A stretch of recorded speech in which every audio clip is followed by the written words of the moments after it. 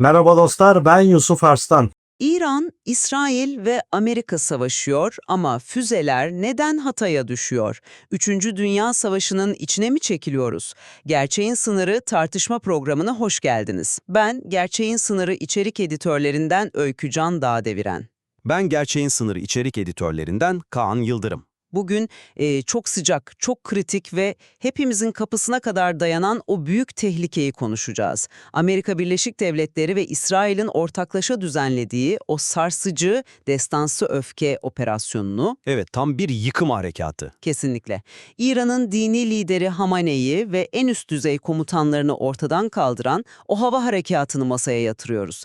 Tabii sadece bu değil, İran'ın buna karşılık olarak 17 dalga halinde verdiği o akıl almaz yanıtları konuşacağız. Hı hı. Ve hani en önemlisi Irak'ı ve Suriye'yi aşıp Hatay 4 yola kadar ulaşan o balistik füzeyi ele alacağız. Tabii sadece bunlar da değil, bütün bu ateş çemberinin ortasında Türkiye ve can kardeşimiz Azerbaycan'ın nasıl karanlık bir girdaba çekilmek istendiğini de konuşmamız lazım. Tüm bu karmaşık olaylar silsilesine Gerçeğin Sınırı baş editörümüz Yusuf Arslan'ın yıllara dayanan deneyimlerine ve sahadan aldığı keskin analizlere dayanarak değerlendireceğiz. Sokaktaki vatandaşın aklındaki o en yalın, en net soruları sorup arkasındaki büyük oyunu bozmaya çalışacağız bugün. Aynen öyle. Benim bugün savunduğum temel nokta şu: bu yaşananlar sağa sola savrulan serseri füzeler veya şans eseri gelişen olaylar falan değil. Bu açıkça Türkiye'yi, NATO'yu ve Azerbaycan'ı savaşın tam merkezine çekmek için çok ince hesaplanmış, içeriden ajanlarla desteklenmiş şeytani bir jeopolitik tuzak. Ben de olayların geldiği o yıkıcı boyutu kabul ediyorum elbette. Ama bu durumu usta işi bir tuzaktan ziyade tepesi vurulmuş, komuta zinciri dağılmış ve çaresizlik içinde sağa sola saldıran bir İran'ın kontrolsüz çöküşü olarak okuyorum. Panikleyen bir yapının etrafa verdiği zarar yani. Ama sohbete ve bu derin analize girmeden önce küçük bir hatırlatma yapayım dinleyicilerimize. Eğer yayınımızı beğenirseniz bu kritik gerçekleri daha çok kişiye ulaştırmamızı sağlarsınız. Lütfen o beğeni butonuna hemen şimdi dokunmayı unutmayın. O zaman hiç vakit kaybetmeden birinci bölümle başlayalım. Kapımızdaki ateş ve füzeler neden Türkiye'ye düşüyor? Bak Öykücan, yolda yürürken veya kahvede otururken herkesin birbirine sorduğu o basit ama can alıcı sokaktaki vatandaşın sorusunu sana sorayım. Sor bakalım. Savaş bizim sınırımızda falan değil kardeşim. İran ta nerede, İsrail nerede? Peki İran'dan atılan bu devasa balistik füze nasıl oluyor da bütün Irak'a geçiyor, Suriye hava sahasını aşıyor ve geliyor tam da bizim Hatay 4 yola düşüyor? Bu sence gerçekten bir tesadüf olabilir mi? Yani kesinlikle tesadüf değil Kaan. Baş editörümüz Yusuf Arslan'ın değerlendirmeleri ve Amiral Cihat Yaycı'nın o çok ufuk açıcı tespitleri tam da bu noktada devreye giriyor zaten. Halk diliyle herkesin anlayacağı şekilde anlatalım bunu. O füze Hatay'a yanlışlıkla gelmedi.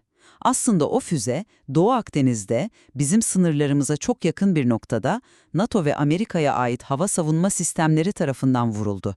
Denizin üstünde vuruldu yani. Evet, denizin ortasında uçan sineği bile algılayan o devasa Aegis kalkanları ve önleyici füzeler bu balistik füzeyi havada parçaladı.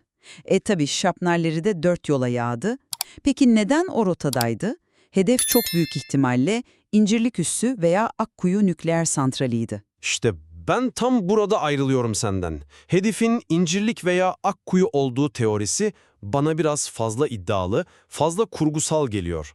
Bak şimdi, destansı öfke operasyonuyla İran'ın tüm askeri beyni, o meşhur devrim muhafızlarının iletişim ağı saniyeler içinde yok edildi.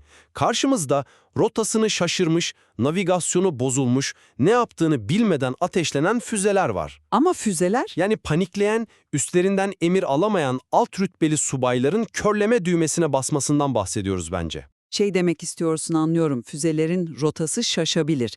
Ama böylesine kritik bir dönemde doğrudan bir NATO ülkesinin kalbine, Türkiye'ye yönelmesi sadece panikle, el titremesiyle açıklanamaz. Baş editörümüz Yusuf Arslan bu konunun altını gerçekten çok kalın çiziyor. İran'ın devlet kademelerine, en mahrem askeri birimlerine kadar sızmış Amerikan ve İsrail ajanlarından bahsediyoruz. O sızma konusu zaten tam bir felaket İran için. Kesinlikle. İşte bu ajanlar o füzelerin yönünü kasten Türkiye'ye çevirmiş olabilir. Amaç ne peki? Çok basit. Bana saldıran NATO'ya saldırmış olur demek. Yani NATO'nun o meşhur 5. maddesini devreye sokup koca ittifakı İran'la savaştırmak istiyorlar.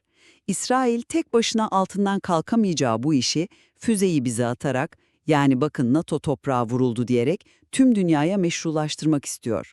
İstihbarat safiyeti konusunda sana sonuna kadar hak veriyorum Öykücan. Yani düşünsene, CIA aylarca Hamaneyi'nin günlük rutinini dakika dakika takip etmiş, adamı sığınağında değil, yer üstündeki ofisinde çok rahat bir toplantı yaparken vurdular.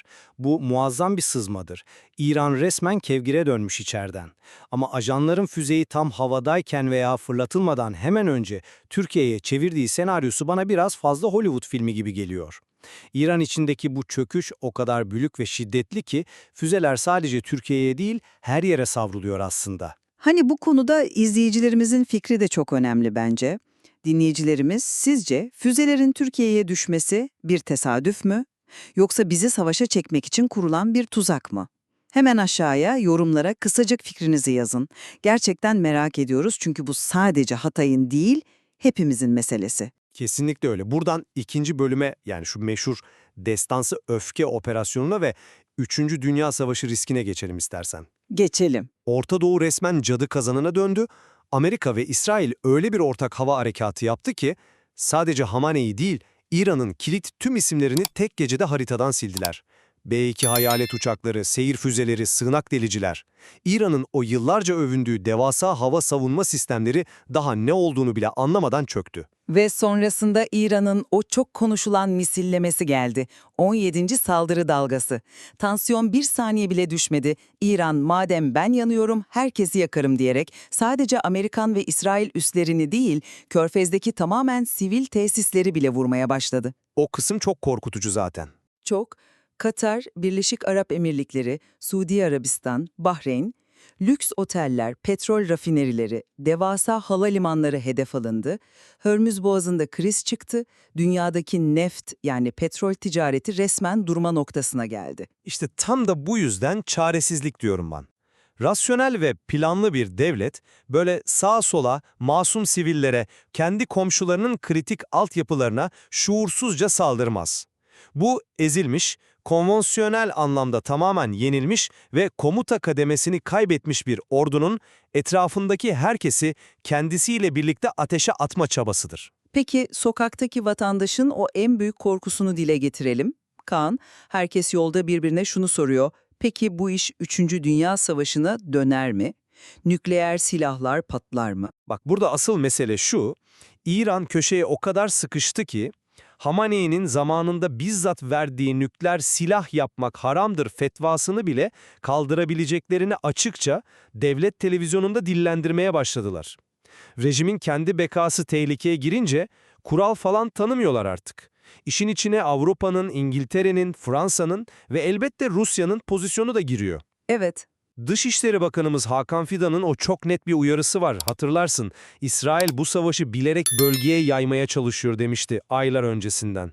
Eğer o nükleer kart masaya inerse bu iş sadece Orta Doğu'da falan kalmaz, Avrupa'dan Asya'ya bütün dünyayı bir anda içine çeker. İşte Hakan Fidan'ın o tespiti, benim az önce anlattığım tuzak teorisinin devletin en üst kademesindeki yansıması aslında. İsrail'in savaşı yayma çabası tam olarak budur. Gelelim 3. bölüme. NATO tuzağı ve Türkiye'nin duruşuna. İsrail'in asıl derdi Türkiye'yi uluslararası arenada ikinci bir İran gibi göstermek. Bizi yalnızlaştırmak istiyorlar yani. Aynen öyle. Bizi uluslararası arenada yalnızlaştırmak veya zorla kendi yanına, kendi pis savaşına çekmek istiyor. NATO'nun 5. maddesi çok açık Kaan. Birimiz hepimiz için diyor. Eğer o Hatay'a düşen füze, Allah korusun, İncirlik'te bir Amerikan askerinin ya da Akkuyu'da stratejik bir tesisin tam üzerine düşseydi ne olacaktı? Bütün blok savaşa girecekti. Amerika başta olmak üzere tüm NATO ülkeleri savaşa girmek zorunda kalacaktı hukuken. Sokaktaki vatandaşımız bunu çok iyi anlamalı. Bizi pisi pisine bir savaşın cephesi yapmak istiyorlar. Başka hiçbir dertleri yok. Doğru söylüyorsun ama Türkiye bu oyuna gelmeyecek kadar köklü ve tecrübeli bir devlet aklına sahip. Dışişleri Bakanımız Hakan Fidan'ın öncülüğünde yürütülen dış politika çok net. Türkiye, Gazze'deki soykırım durana kadar İsrail'le ticareti tamamen kesti. Diğer yandan Suriye'nin kuzeyinde o PKK ve YPG, yani tırnak içindeki adıyla meşhur SDG unsurlarına karşı kırmızı çizgilerinden bir milim bile taviz vermiyor şu ortamda bile. Türkiye, bütün dünyaya, Amerika'ya ve İsrail'e şunu haykırıyor: ben topraklarımı, denizimi, hava sahamı İran'a veya başka bir komşuma saldırmanız için size kullandırmam kardeşim diyor. Türkiye'nin bu kararlı tavrı coğrafya için çok hayati ama etrafımızda ne yazık ki bu dirayeti gösteremeyen, maşalık yapanlar da var. Bak Kıbrıs meselesine. Güney Kıbrıs Rum yönetimi ne yaptı bu süreçte? Tam bir intihar hamlesi yaptı. Gitti Amerika'ya, Fransa'ya, İngiltere'ye üslerini ardına kadar açtı. Kendi topraklarını İsrail'e destek için lojistik bir askeri merkeze çevirdi. Sonuç ne oldu? Kendini doğrudan, alenen İran'ın hedef tahtasına koydu. Buna karşılık Kuzey Kıbrıs Türk Cumhuriyeti yani KKTC tamamen Türkiye'nin güvencesi altında rasyonel ve sağlam bir duruş sergiliyor. Kıbrıs gibi burnumuzun dibindeki bir adanın hedef haline gelmesi, savaşın ateşinin ne kadar yaklaştığının en acı kanıtı aslında. Kesinlikle haklısın. Coğrafyamızdaki bu şeytani tuzakları, arka plandaki bu karmaşık oyunları en sade haliyle, sokaktaki vatandaşın diliyle öğrenmek için kanalımıza abone olmayı unutmayın dostlar. Biz gerçeğin sınırında bu karanlık perdeleri aralamaya son sürat devam edeceğiz. O halde 4. ve belki de en çok içimizi titreten o bölüme geçelim. Et ve tırnak meselesi. Türkiye ve Azerbaycan ittifakı. Savaş sadece Orta Doğu'da, o körfezin sıcak sularında kalmıyor. Ateş yavaş yavaş Kafkasya'ya, Ermenistan ve Azerbaycan sınırına doğru sıçrama riski taşıyor Kaan. İran ve Amerika arasındaki bu ölümcül gerilim, Kafkasya'daki fay hatlarını da fena halde çatlatıyor. Biliyorsun, İran uzun zamandır Ermenistan ve Amerika'nın o bölgede yakınlaşmasından, özellikle Zengezur koridoru meselesinden inanılmaz derecede rahatsız. Tabii rahatsız olacak. İran, kendi kuzey sınırında Amerikan etkisinin artmasını, Ermenistan'ın adım adım batıya göz kırpmasını kendi güvenliğine doğrudan bir hançer, bir tehdit olarak algılıyor. Üstelik Zengezur koridoru tam anlamıyla açılırsa, Türkiye ile Azerbaycan karadan birbirine bağlanacak ve İran'ın bölgedeki o yıllardır sürdürdüğü şantaj gücü, o lojistik kozu tamamen elinden gidecek. O yüzden İran'ın bu çöküşü ya da saldırganlaşması o bölgedeki dengeleri anında sarsar. Kaan, sana sokaktaki vatandaşın o en çok merak ettiği, kahvelerde konuşulan o kritik soruyu sorayım o zaman. Dinliyorum. Peki bu kaos ortamında, diyelim ki İran'dan fırlayan o serseri füzelerden biri yanlışlıkla ya da kasten gitti Bakü'ye düştü. Azerbaycan'a fiili bir saldırı olursa Türkiye ne yapar? Ya da tam tersi, Türkiye bir şekilde bu büyük savaşın içine çekilirse Azerbaycan'ın pozisyonu ne olur? Bu işin hukuki, askeri, resmi boyutu nedir? İşte Öykücan, bu sorunun cevabı düşmanın tüylerini ürperten o tarihi belgede gizli. Şuşa Priannamesi. Sokaktaki vatandaşımızın anlayacağı, o halk ağzıyla söyleyelim, bu öyle kağıt üzerinde sıradan bir imza, diplomatik bir protokol falan değil. Bu büyük bir kardeşlik yeminidir. Resmi anlaşmaya göre Azerbaycan'a uzanan el doğrudan Türkiye'nin boğazına uzanmış sayılır. Türkiye'ye atılan tek bir kurşun anında Azerbaycan'a atılmış sayılır. Biri dışarıdan bir saldırıya uğrarsa diğeri hiç düşünmeden, meclis kararı beklemeden tüm ordusuyla, bütün askeri gücüyle onun yanındadır. Evet, tam anlamıyla et ve tırnak gibiyiz. Kesinlikle. Baş editörümüz Yusuf Arslan'ın analizlerinde sıkça vurguladığı gibi bu bağ sadece kültürel veya duygusal bir kardeşlik değil, aynı zamanda bölgedeki tüm kirli hesapları bozan muazzam bir askeri ve hukuki kalkandır. Düşmanlara korku salan, dosta sonsuz güven veren şey tam olarak bu ortak savunma paktının mantığıdır. Kimse kolay kolay bu bloğu karşısına almak istemez. Çok doğru söyledin ve hazır yeri gelmişken Azerbaycan'la olan bu gurur verici gücümüzü, bu yıkılmaz kardeşliğimizi herkes bilmeli. Bu videoyu hemen şimdi WhatsApp'tan dostlarınıza gönderin, paylaşın ki herkes etrafımızda dönen oyunları ve arkamızdaki o büyük gücü, o sarsılmaz iradeyi görsün. Peki sence Kaan, bu sarsılmaz ittifak bizi savaştan koruyan çelik bir zırh mı, yoksa rakiplerin bizi topluca hedef almasına yol açan bir sebep mi? Bence kesinlikle koruyan bir zırh, caydırıcı bir güç. Çünkü İran, İsrail veya Amerika hiç fark etmez, eğer bu iki ülkeden birine dokunurlarsa karşılarında iki ayrı zayıf devleti değil, devasa, entegre ve tek bir askeri bloğu bulacaklarını çok ama çok iyi biliyorlar. Azerbaycan şu an bir kriz alanından ziyade rasyonel devlet aklıyla yönetilen bir istikrar adası. Türkiye de öyle. Kışkırtmalara gelmiyoruz, füzeler sınırımıza düşse de, şarapneller yağsa da soğukkanlılığımızı koruyoruz, ajanların o ucuz numaralarına düşmüyoruz. Benim baştan beri savunduğum tezim de şu aslında. Bizi tam da bu yüzden o omuz omuza duruşumuzu bildikleri için tek bir hamleyle ikimizi birden denklemin içine, o ateşin içine çekmeye çalışıyorlar.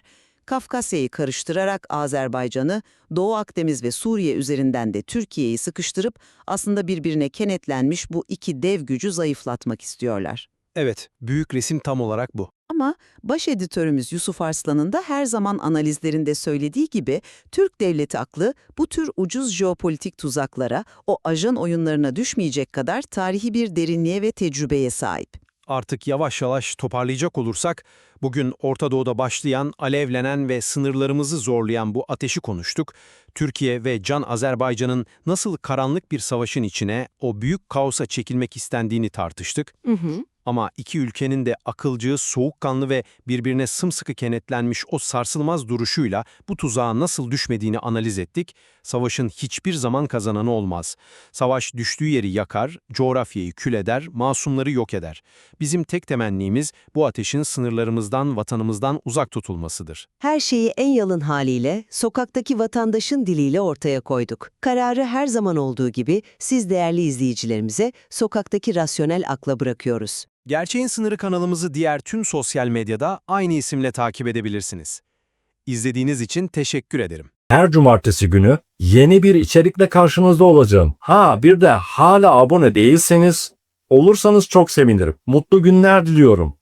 Beğen, abone ol, paylaş. Da da da da da da da da.